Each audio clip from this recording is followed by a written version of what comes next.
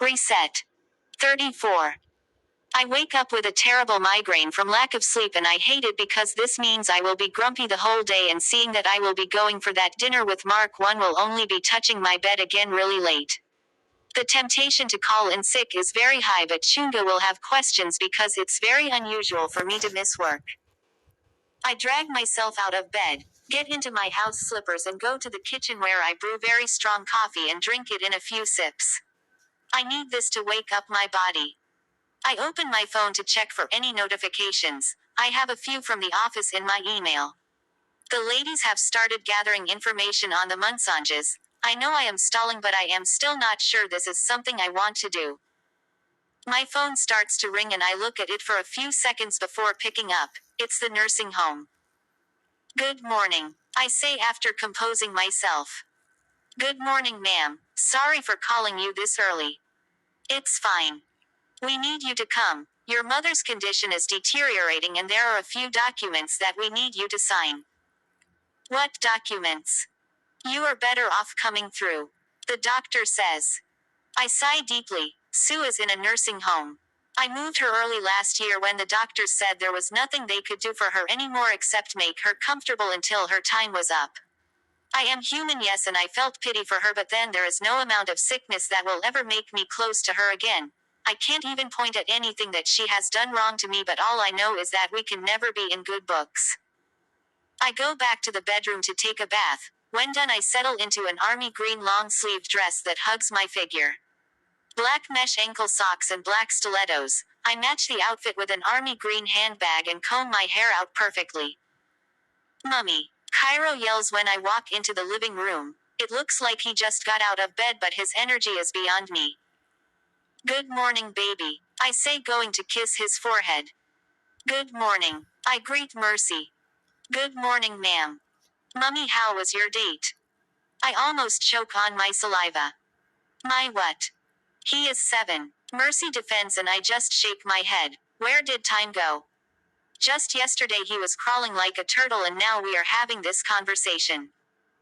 It wasn't a date, but thank you for asking. So you won't be seeing Uncle M again? I look at Mercy pleadingly, but she just shrugs her shoulders. We actually have a real date tonight. Have fun, he says and starts watching TV. Remind me to be careful around him, I say, and Mercy laughs. Here, she says, handing me my breakfast in my breakfast bag. You are the best. I know. I just laugh, say bye to Cairo and drive out. I am trying so hard not to think of the phone call. I knew the day would come when Sue would finally kick the bucket, but I just didn't think it would be anytime soon. I don't feel sorry for her, but I just have this unsettling feeling within me.